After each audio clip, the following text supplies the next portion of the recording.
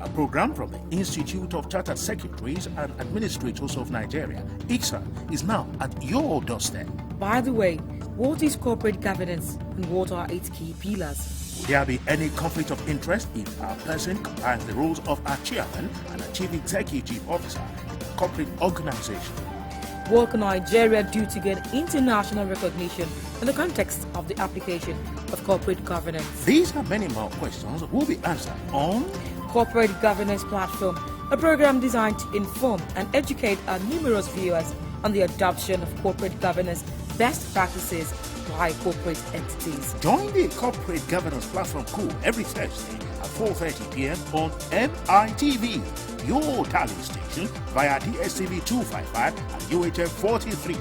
Corporate Governance Platform, your strategy for the adoption of corporate governance best practices by corporate entities. Institute of Chartered Secretaries and Administrators of Nigeria, Icsan, the hub of governance professionals. You're welcome back. It's the Corporate Governance Platform on MITV in Lagos. I hope you enjoyed the brief that you have watched on the 44th Annual Conference of the Institute of Chartered Secretaries and Administrators of Nigeria. We shall bring the full version of the conference to you in another episode. Today, we want to quickly look at the Finance Bill 2020 and the proposal to take over unclaimed dividends of public listed companies. Joining me in the studio and leading in the conversation is the President and Chairman of the Council of the Institute of Chartered Secretaries and Administrators, Mr. Bode Ayeku. Mr. Ayeku, you are welcome to the show. Good evening, and good evening, viewers. Thank you for finding time to join us again on the program. Thank you. Yes, Mr. Ayeku, the Finance Bill 2020. Why is the Finance Bill of interest to the Institute? It is of interest to the Institute because we are the hub of governance professionals. And apart from that, we are members of the Corporate Secretaries International Association and also the African Corporate Governance Network. And the sole objective of these two international organizations is to entrench best practices in all parts of the world. And because we are members, we are concerned. Apart from that, in the formulation of the Nigerian Code of Corporate Governance 2018, Icsan contributed immensely from 2015 up to 2018 in all the public hearings. And in addition to that, when the CAMA 2020 was being prepared, we also sent our proposal to the National Assembly. We went to the National Assembly and defended our proposal during the public hearing. So when we now see an infringement of the provision of the Nigerian Code of Corporate Governance 2018 and the Companies and Allied Matters Act 2020, the Institute, as the hub of governance professionals, will be concerned. That is why we are here. Okay, Mr. Ayeku. What section of the Finance Bill really is in conflict with the National Code of Corporate Governance? The section that is in conflict with the National Code of Corporate Governance in the Finance Bill 2020 is Section 39. And that section basically is contradicting what we have in the Nigerian Code of Corporate Governance. Principle 23 talks about protection of shareholders' rights. One of the rights of the shareholder is the right to dividend. So it's contravening that. Apart from that, in the CAMA 2020, we have provisions dealing with unclaimed dividends relating to Section 429 and 432. This Section 39 of the Finance Bill is contrary to those provisions, and that is why we are concerned. Okay, what are the provisions in the Finance Bill 2020? What is the section really that is of concern to the stakeholders? The provisions in Section 39 that is contrary to the provision of the Nigerian Code of Corporate Governance 2018 and CAMA 2020 basically talks about unclaimed dividend of public listed companies that are more than 3 years must be transferred to unclaimed dividend trust fund. It's a new proposal. And apart from that, it's been proposed that this particular unclaimed dividend trust fund will be managed by a governing council to be led by the Minister of Finance and a co-chair representing the private sector. We do not have details of the composition of the governing council. We only know those who will be heading it. Apart from that, the secretariat of this particular unclaimed dividend trust fund is resident with the Accountant General of the Federation and the Office of Debt Management Office, and both of them, that is the Accountant General of the Federation and Debt Management Office, DG, I will be managing the fund in conjunction with the Central Bank of Nigeria. Despite the fact that this particular unclaimed dividend will be transferred to Accountant General's office and to this particular trust fund, the public listed companies are still required to render returns to the Accountant General of the Federation. Currently, the public listed companies render returns to the Securities and Exchange Commission, which is the apex regulatory authority in the capital market. And apart from that, it is being stated in that particular section 39 that any unclaimed dividend of more than 12 years will then lapse into the revenue of the federal government. That it becomes federation account to be spent by the government. And it is stated that if any company fails to transfer the fund as provided, that company has committed an offense, number one. Two, that company will be liable to penalty, which is 5 times the value of the unclaimed fund, in addition to interest to be paid on that particular fund that will be based on the monetary policy rate of the Central Bank of Nigeria. And these are sections that are very strange, contrary to existing practice, and that is why stakeholders, particularly shareholders and the shareholders associations, they've been raising concern, and as an institute, we are also concerned. That is why we want to advise the authorities so that they can take the right decision. Well, you have given a detailed explanation on that section 39 of the Finance Bill. I believe it has not taken effect. It has not. On the 18th of November, the Federal Executive Council approved the draft bill, which they forwarded to the National Assembly. And just last week, the House of Representatives held a public hearing. So that is where it is as at now. It's still at the National Assembly. And that is why we are saying that the relevant authorities should consider the concerns of the stakeholder and take the right decision. Okay, what is now the current practice vis-a-vis this section 39? What is the current practice now? Based on the existing law, the current practice is that when company declares dividend, those dividends must be transferred to the registrars of these companies, 100%. The registrars are required to manage this unclaimed dividend and then pay the shareholders. If these dividends are unclaimed for a period of 15 months, then it is required that, based on SEC rules, the registrar must transfer 90% of the unclaimed dividend back to the company, and the registrar will be using the remaining 10% to service any shareholder that comes around. However, when these dividends are unclaimed for a period of 12 years, the practice until KAMA was promulgated was that it will be written back into the books of the company. However, with the introduction of KAMA, section 432 has now provided expressly what should be done with unclaimed dividend after 12 years. And the requirement is simple. KAMA has now stated that the unclaimed dividend will no longer be written back. It will be added to the profit to be distributed to the shareholders. So it's different from the practice under the Companies and Land Matters Act 1990. Under the new dispensation, now that the Corporate Affairs Commission confirmed last week that they have received the gazetted version of the KAMA 2020, and that commencement will start in January 2021. So it means that will now be the current practice with the effective date of KAMA, whereby after 12 years, it will be added to the profit to be distributed to shareholders based on the provision of section 432, subsection 2 of KAMA 2020. In one of your remarks, you mentioned the capital market. What is the implications of the section 39 of the Finance Bill 2020 on the capital market? Okay, let me just explain the implication. What happened basically as at now is that we have the capital market that is actually where we deal with issues like this. And why it is of concern to the capital, why it will affect the capital market is very simple.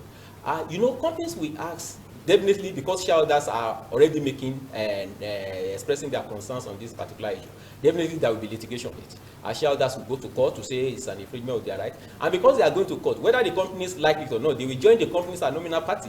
And so the company will incur expenses in the process. And the second reason why it will also affect the capital market is that the companies involved will also know that whether we like it or not, if the Accountant General will now be in charge of paying the shareholders after 3 years, it means that all claims under the unclaimed dividend will go to Accountant General's office, and we know there will be delays. And when there are delays, definitely you can trust the shareholders.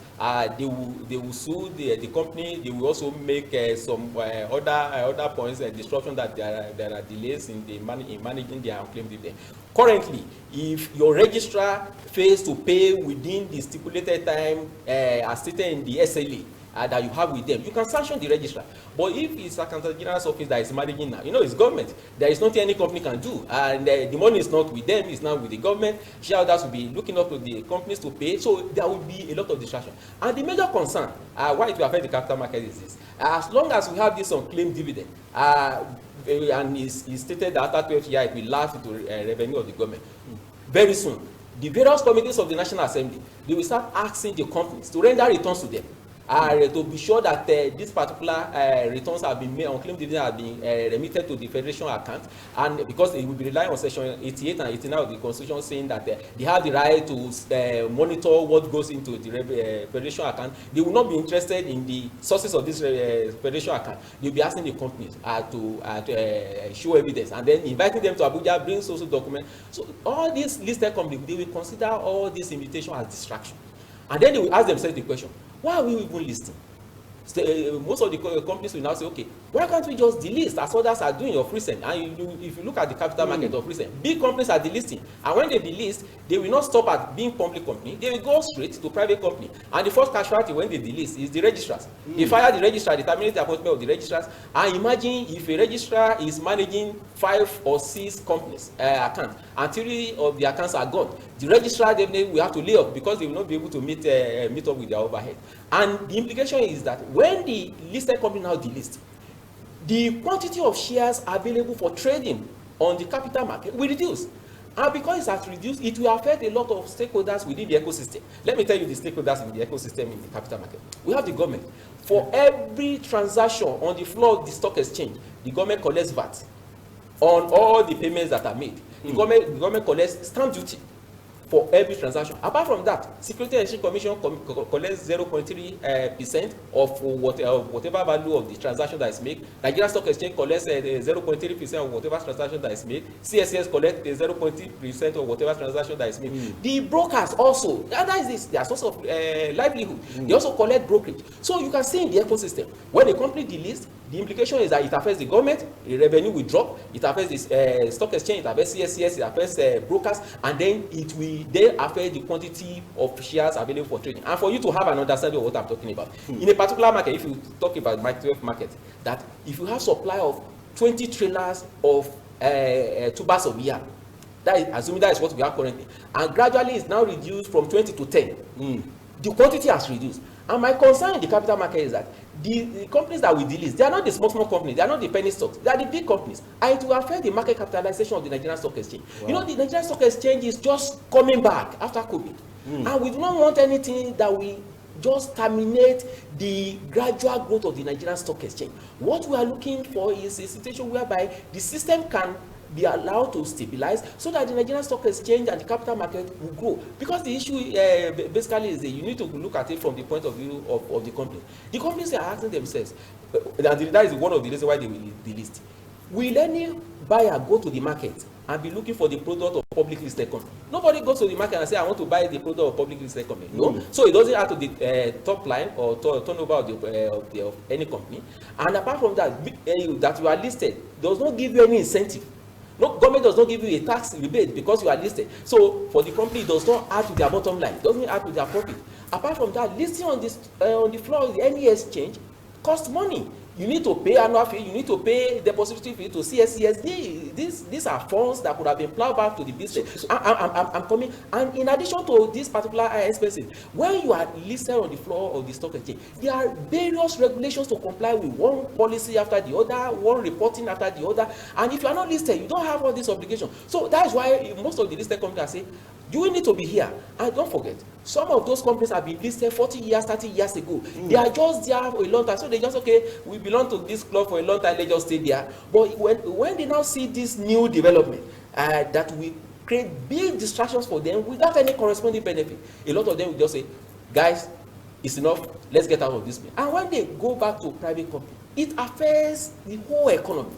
And we do not want that. That is why we are drawing the attention of the relevant authorities to do the right thing now, and then allow the current practice to stay with some modification which the institute will give in the course of this program.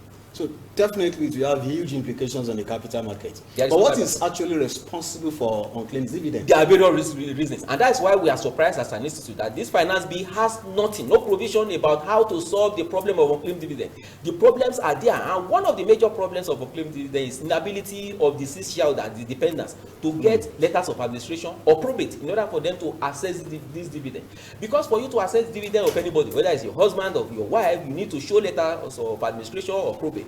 But the challenge always is that if you go to all the high court probate registry in the federation, the 36 of them, including the FCT, the process of obtaining probate is so cumbersome, complex, exploitative, and is riddled with corruption.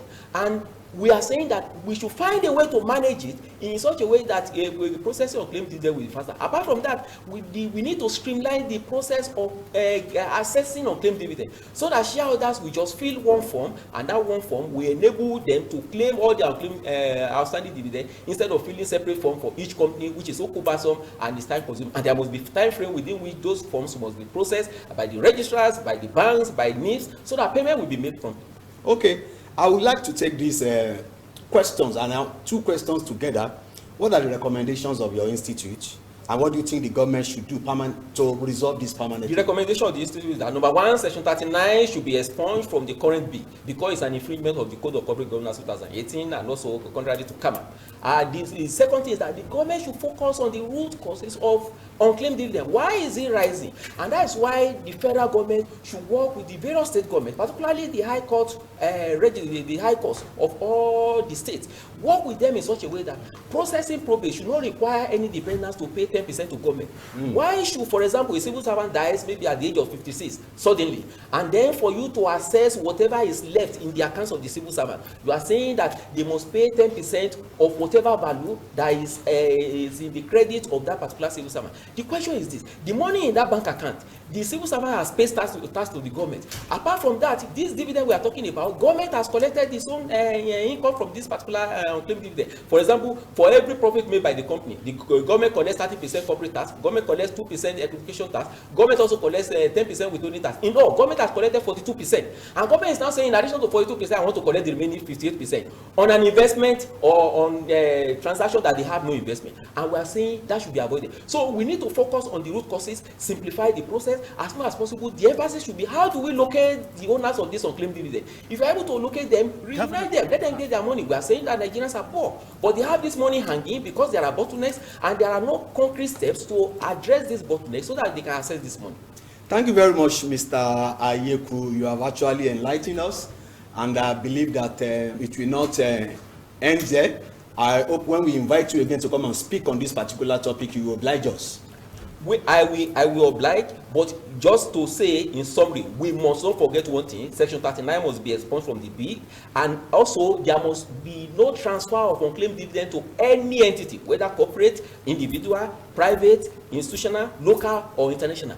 The money should be implemented as we have in the Companies and Allied Matters Act 2020 and in the Nigerian Code of Corporate Governance. As far as possible, emphasis should be on how to locate the owners of this fund, demystify the appropriate registry, owners of funds can access this fund, and then we can make progress. This is where we wrap it up because of time constraint. Corporate Governance Platform, a program from the Institute of Chartered Secretaries and Administrators of Nigeria.